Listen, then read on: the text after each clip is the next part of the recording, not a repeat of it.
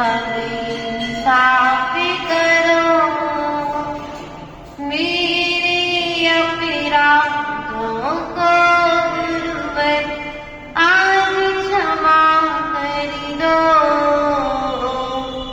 मेरा अंतिम मरण समाधि तेरे दर पर हो। तेरी छत्र छाया भगवन मेरे सिर पर हो। मेरा अंतिम मरण समाधि तेरे दर पर हो। बोले अनंतानंद प्रसिद्ध परमेश्वरी भगवान की जय। बोले देवादिदेव मूलाय पार्श्वनाथ भगवान की जय। शासन नायक महावीर स्वामी की जय। आचार्य भगवान कुंद कुंद स्वामी की जय। आचार्य भगवान जी विराट सर जी विशुद्ध सागर जी महाराज की जय। मम दीक्षा शिक्षा दाता एक विभव सागर जी महाराज की जय। पूजनीय आर्कवैन सभा सिद्ध श्री महाराज की जय। योग्योपादान योगेन द्रव्यः स्वर्ण तामतः द्रव्य विश्वादि संपत्ता वा मनोप्यार मता। अर्थात आचार्य भगवंत पूज्यपाद स्वामी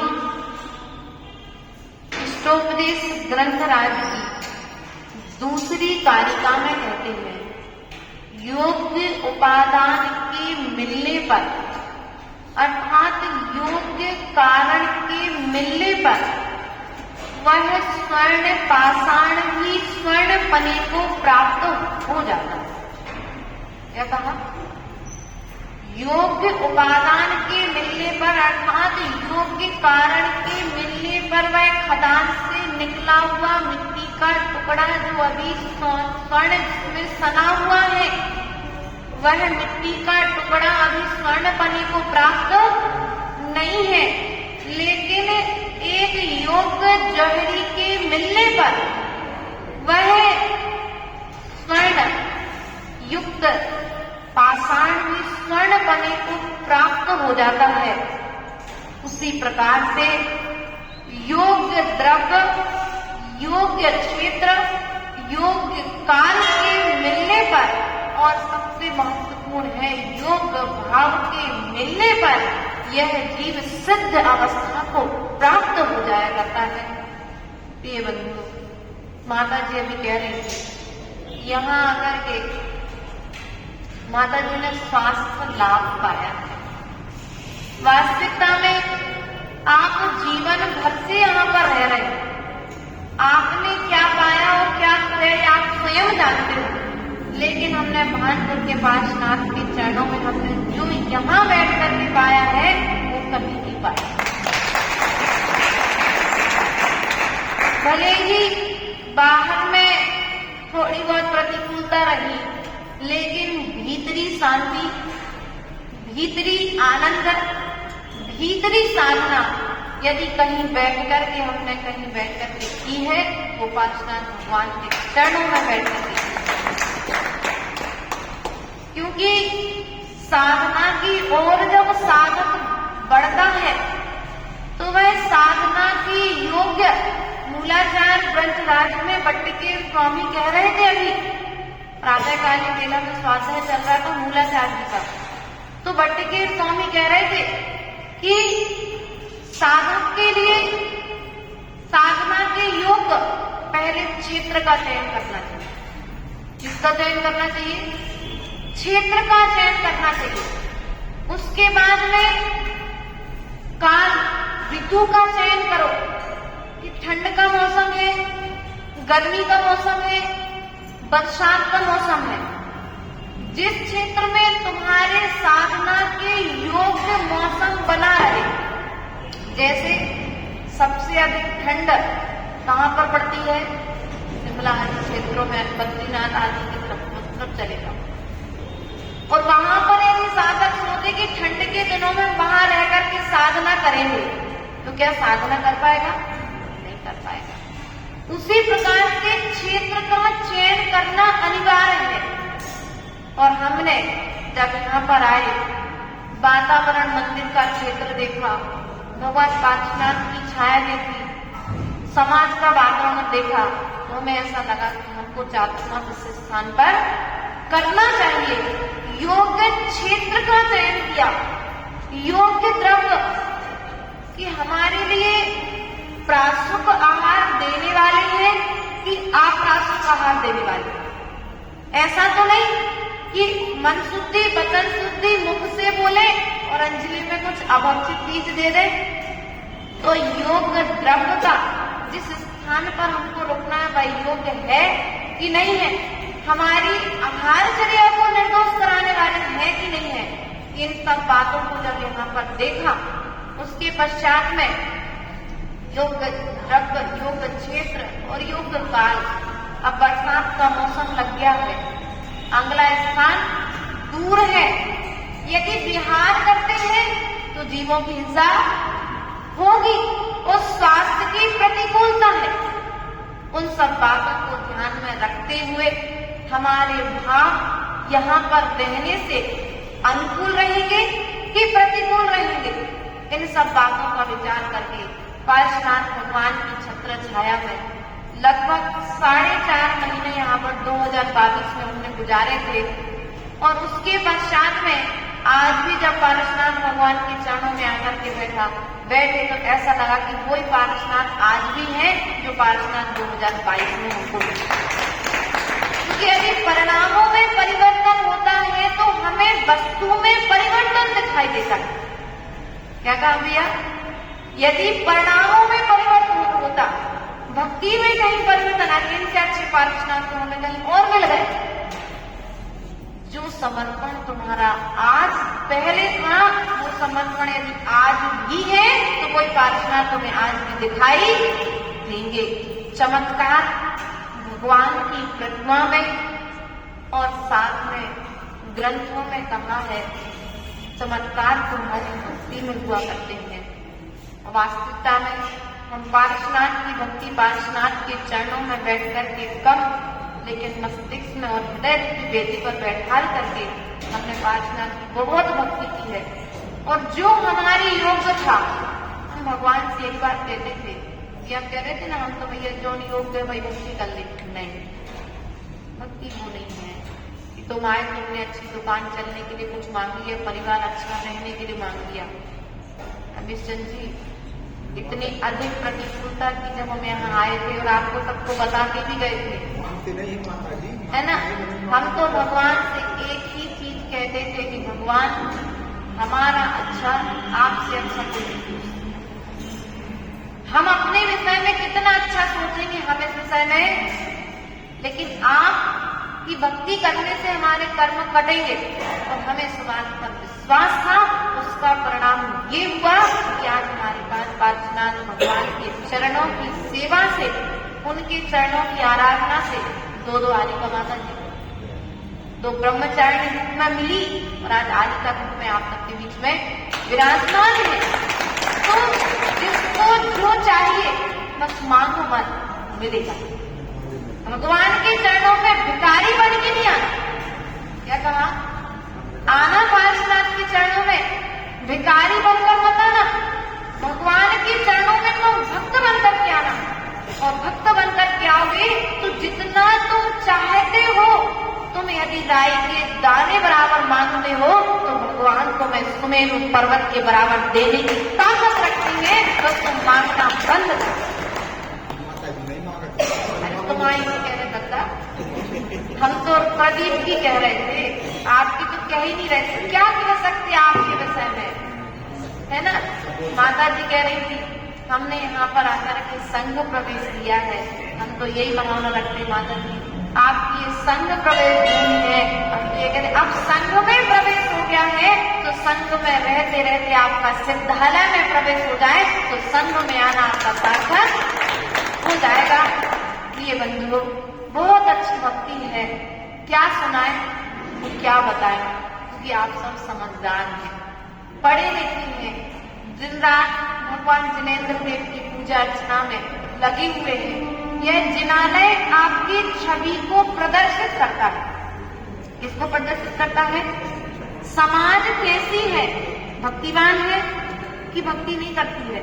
क्योंकि जो समाज मंदिर को व्यवस्थित रखेगी वह समाज नगर में आने वाले साधु की भी वैयवृत्ति करेगी। यदि मंदिर में माला जहाँ पर टंगी होनी चाहिए वहीं पर टंगी है तो समझ लो समाज बहुत व्यवस्थित तरीके से है। मंदिर में जिनवाणी जहाँ पर होना चाहिए, जिस रूप में रखी होना चाहिए उस रूप में रखी है तो समझ लो समाज का विकास निरंतर हो रहा है। क्योंकि आपने मां जिनवाणी के लिए स्थान व्यवस्थित दिया है तो जिनवाणी तुम्हारे ज्ञान को व्यवस्थित करती है और जब ज्ञान व्यवस्थित होगा तो हमारे जीवन का विकास होगा। और ये ज्ञान का उत्तर है, यदि मंदिर में अवस्थित है तो तुम्हारा ज्ञान अज्ञान रूप होगा और अज्ञान रूप तुम्हारा यह जीवन तुम्हारे जीवन को विनाशमय कर देगा।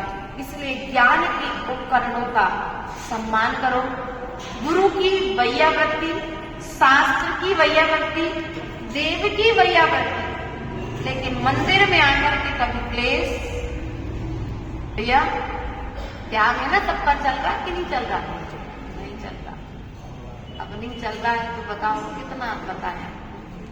मंदिर में आकर के संकलेश, यहाँ के लिए नहीं कह रहे क्योंकि यहाँ के माध्यम से सबके पास में जाएगी ये बात। मंदिर में आकर के संकलेश नहीं करना है क्योंकि ये साधना भूमि है।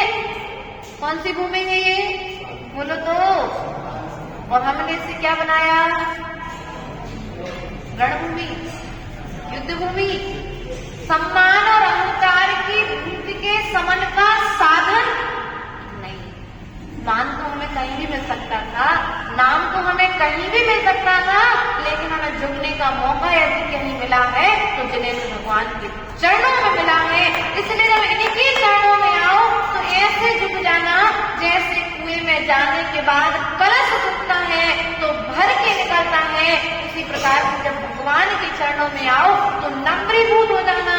हमारा कोई अस्तित्व अब जो है तो सब बाहर, अपना अस्तित्व बाहर में, संपत्ति का, परिवार का, समाज का, नाम का, पैसे का, दुकान का, सबका अहंकार वहां छोड़ना। देरी के बोलो तो, देरी के और ओढ़ के आते कि नहीं आते? देखो अपनी अपनी पद्धति जान रही हो, जहाँ पे गलती कर रहे हैं वहां पर हमें प्रयास साथ करके उसके लिए सुधार करना है। क्योंकि अभी हम लोग पुण्यास कथा को उसका रात्रिकालीन बेला में स्वाध्याय होता है। उस स्वाध्याय में माली की 4 बेटियां जो रोज बगीचे से फूल लेकर के आती थी और मंदिर की सीढ़ी जिस पर आप लोग पैर धोते हैं, कई बार मंदिर की सीढ़ी पर चप्पल उतार देते हैं, आदि आदि जो काम आप लोग करते हैं, तो सीढ़ी की पूजा करने से, किसकी करने से? उस सीढ़ी को सम्मान देने से, नमस्कार करने से वे 4 पुत्रियां स्वर्ग में जाकर के देव हो गए। पुण्य आश्रम कथा कोष के पहले या दूसरे पेज की कहानी पढ़ लेना, मंदिर में रखा हुआ है।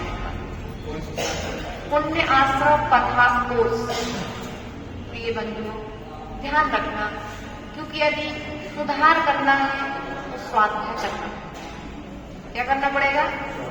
अपनी जो हमने स्वतंत्र मान्यताएं बना करके रखी है वो मान्यताएं जब टूटेंगी तो किससे टूटेंगी?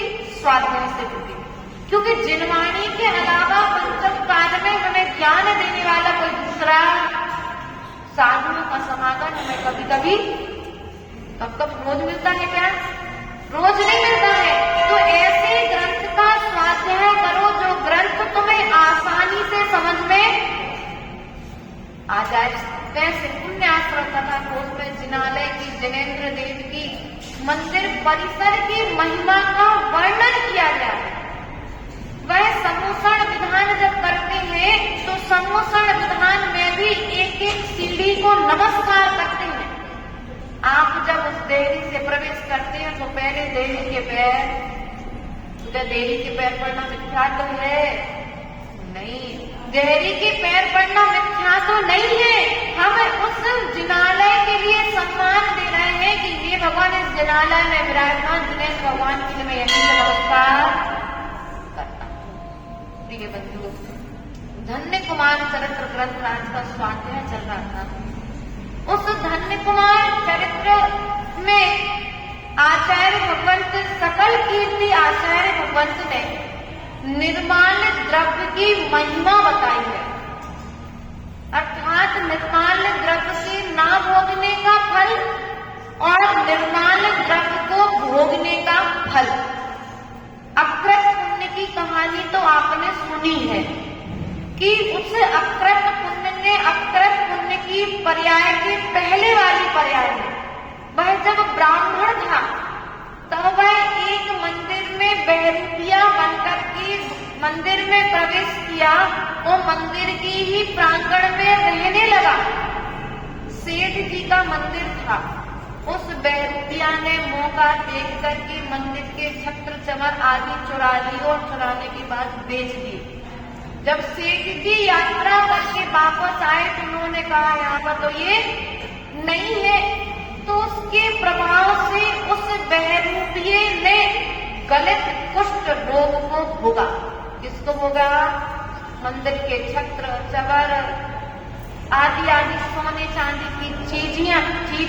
हम कहते मंदिर का कलश भी यदि धोखे से तुम्हारे घर पर पहुंच जाए, छोटी सी चम्मच धोखे से तुम्हारे बर्तनों के साथ पहुंच जाए तो वापस रख देना, वरना उसका प्रतिफल गलत कुष्ठ रोग के माध्यम से तुम्हें भोगना ना पड़ जाए। उस जीव ने वर्तमान में गलत कुष्ठ रोग को भोगा। उसके पश्चात में वह उस निर्माल द्रव्य के भोग से 7वें नरक में नारकी हुआ। कौन हुआ? नारकी जी हुआ। हम ये विचार करते ना, बोल लगी दे दे, नहीं, जितनी तुम्हें दे सको उतनी बोली लेना। उधार करके, मंदिर में उधार करके बोली नहीं लेना, क्योंकि श्वासों का कोई भरोसा है क्या? क्योंकि आज तुम उधार कर दोगे अपने परिवार को, अपने पुत्र को, कहीं आप पल्लेदार बना करके तो नहीं जा रहे कि जीवन भर तुम तो चलेगा, श्वास से पूरी हो गई तो बच्चा जीवन भर फिर चुकाने में अपना जीवन पूरा हुआ, अपनी कोई जिंदगी फिर। माता जी उधार तो बहुत चलता है, अब चलता है तो हम तो ये कह रहे उसने ऐसा फल भोगा तो तू कहीं उधार चला करके, हम तो नहीं भोग रहे, या भोगना तो नहीं पड़ेगा। हम ये नहीं कहते कहाँ पर क्या चल रहा है, हम तो ये कहते कि उसने ऐसा किया था तो उसने फल भोगा, कहीं हमें फल ना भोगना पड़े। विचार करना है। उसने नरक से निकल करके नरक की वेदनाएं भोगी, फिर गधा बना, आदि की गति की पर्याय को भोग करके वह अकृत पुण्य बना। और अकृत पुण्य की पर्याय में भी जैसे ही माँ के गर्भ में आया तो धीरे धीरे घर की संपत्ति समाप्त और जन्म के साथ में पिता का मरण हो गया। जिनके घर में वे नौकर चाकर काम करते थे, उन नौकरों के घर पर माँ जाकर के काम करने लगी। इतनी बुरी स्थिति घर की हो गई। इसलिए प्रिय 1 रुपए भी मंदिर का उधार नहीं करना।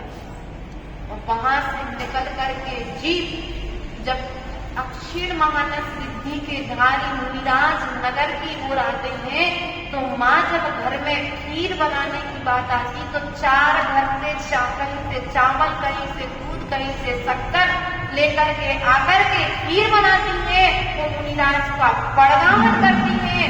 उतने मात्र मुनिराज को आहार देने से उसका भोगों में किया हुआ निर्माल का पाप कट गया। और यही अकृत पुण्य का जीव जब बड़ा होता है तो बड़े होकर के खूब धन कमाता है, खूब पैसा कमाता है, जिनालयों का निर्माण करता है, प्रतिमाएं रखवाता है, शास्त्रों को छपाता है। इसके प्रभाव से यह पूर्व में जाकर के धन्य कुमार हुआ। कौन हुआ? धन्य कुमार हुआ। इसने आगे जाकर के मुनि दीक्षा ली, आदि आदि बहुत सारी व्यवस्थाएं हैं।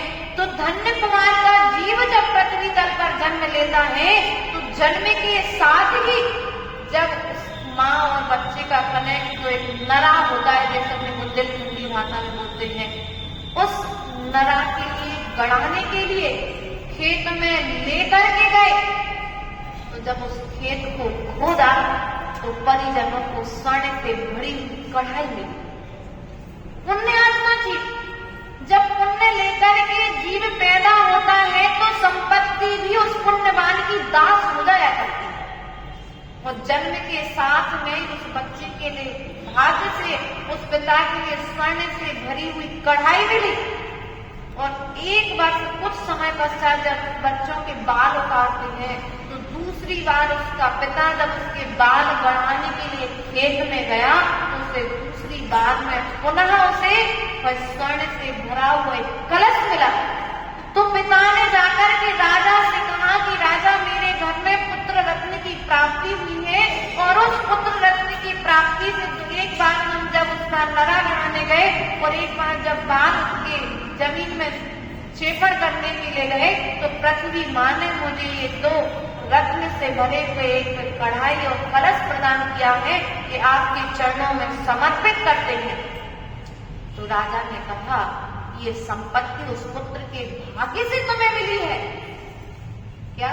राजा चाहता तो रख सकता था, लेकिन पुण्य आत्मा जीव की संपत्ति यदि तुम्हारे भाग्य की है तो राजा का रखने का भी भाव राजा ने कह दिया। उस बच्चे के जन्म उत्सव को उपलक्ष्य में पूरे नगर में आप उत्सव करके उस संपत्ति को समर्पित, अर्थात जो गंगा कार्यक्रम अपने यहाँ होता है ना, 1 साल के बाद जो भी आप लोग जानते होंगे, उस कार्यक्रम में पूरे नगर में मिठाइयां बंटवाई गई और संपत्ति का उपयोग किया गया। कहने का तात्पर्य हमारा आपसे इतना है, संपत्ति के पीछे तुम विपत्तियों को मोड़ मत लो। इसके पीछे आप पैसा कमाने में विवेक शून्य हो जाते कि नहीं हो जाते? शेयर मार्केट, जुआ आदि जो खेलते हैं वे क्या करते हैं? संपत्ति के चक्कर में सब कुछ विवेक हो जाते हैं और विपत्ति उनके घर पर आकर के खड़ी हो जाती है। विपत्ति के समय में फिर भगवान को भजना प्रारंभ, फिर छापा लगते हैं, आदि आदि घटनाएं सब होती हैं। अगर विवेक से कमाया है तो तुम्हारे लिए बुद्धि प्रदान करेगा और अविवेक पूर्वक यदि कमाया है तो वह तुम्हारे लिए धन विपत्ति प्रदान करेगा। इसलिए आपको क्या चाहिए? विवेक चाहिए कि विपत्ति चाहिए? विवेक चाहिए। यदि विवेक तुम्हारे पास सदा रहेगा तो संपत्ति तुम्हारी दास बनी रहेगी। तुम धर्म के प्रभाव से तो धन तुम्हारे पास आ जाएगा, लेकिन तुम धर्म के लिए अर्थात धन से तुम धर्म करके धन चाहो, तुम धर्म से धन कमाओ। रे यार, वे माता जी आएंगे कितना पैसा लाएंगी, वे साधु आएंगे कितना पैसा लेकर के आएंगे। आज ये स्थिति है ना, समाज किनके पीछे भटती है?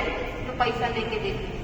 जिन साधु के माध्यम से बोलियां नहीं लगती, समाज के झूठे इकट्ठे नहीं होते हैं, उनको समाज लेकर के आना पसंद नहीं करती है।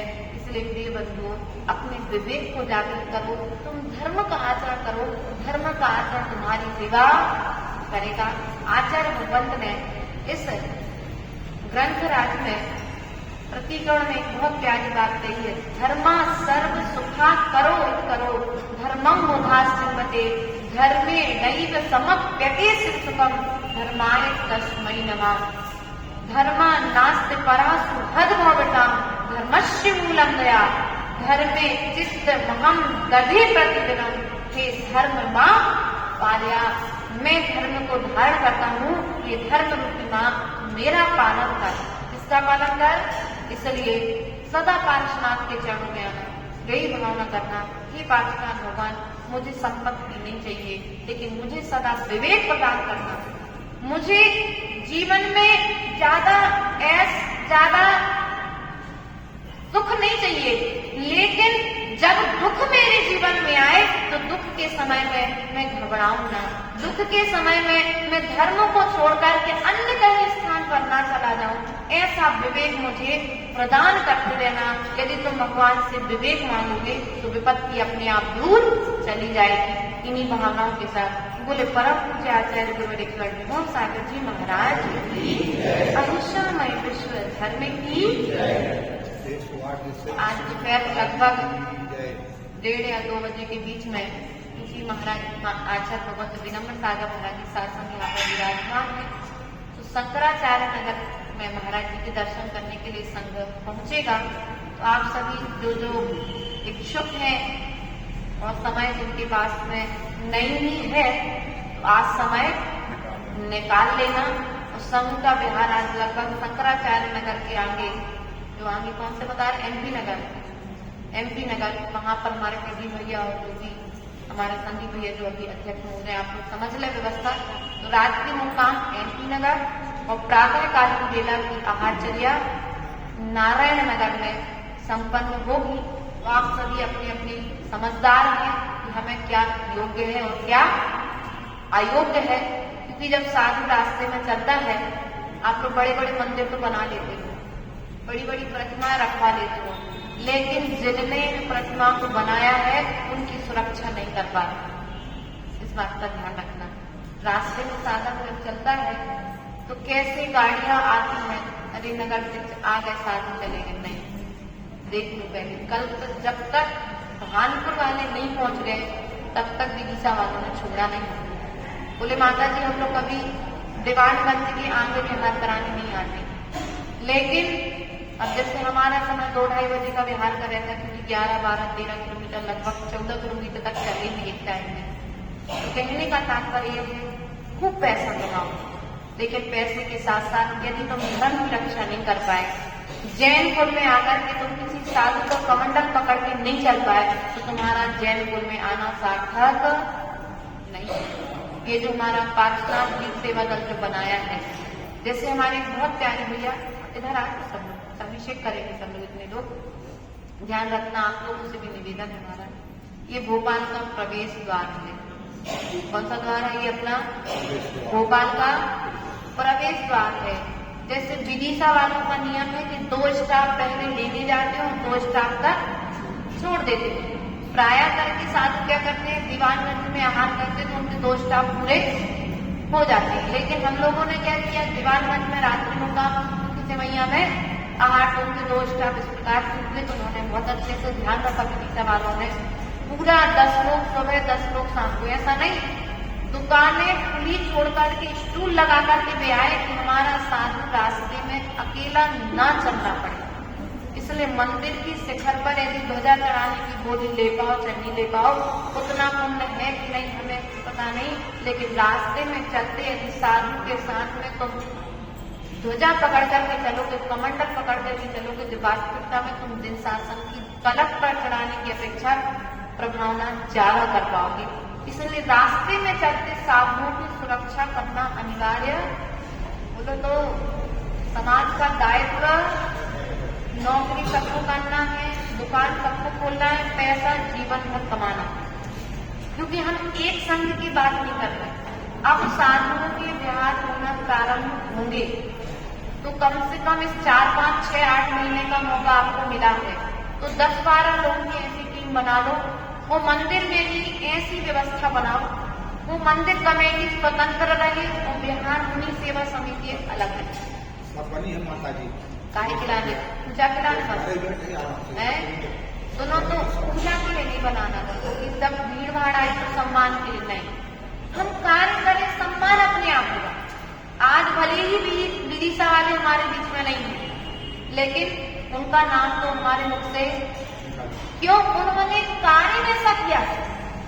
काम अच्छा करोगे तो तुम्हारे सामने यदि तुम्हारा नाम नहीं होगा तो तुम्हारे पीठ पीछे भी तुम्हारा नाम कभी ना कभी, और जिनसे तुम बुलवाना चाहे तो वे लोग ले या नहीं ले, लेकिन महाव्रती के दिल में तो तुम्हारा स्थान बन जाएगा। इसलिए हमेशा ध्यान रखना, नगर में आने वाले और नगर से जाने वाले, हमको तकलीफ नहीं हुई भानपुर तक आने में। 2 दिन पहले से हमारे प्रदीप भैया, संदीप भैया और इनके साथ में धर्मचंद जी भी पहुंचे थे 1 दिन 2 दिन, तो पहुंचे बच्चे, लेकिन फिर भी और अच्छी टीम बनाने की जरूरत, मजबूत टीम बनाने की जरूरत है। ऐसा नहीं कि एक दूसरे का मुंह नहीं देखने पड़े, नहीं, हमारा कर्तव्य है अपना दायित्व समझ करके कर्तव्य समझ करके आप साधुओं की वैयवृत्ति और सेवा में लगेंगे तो निश्चित ही जिन शासन की प्रभावना होगी। बोले पार्श्वनाथ भगवान की विद्वानी विज्ञान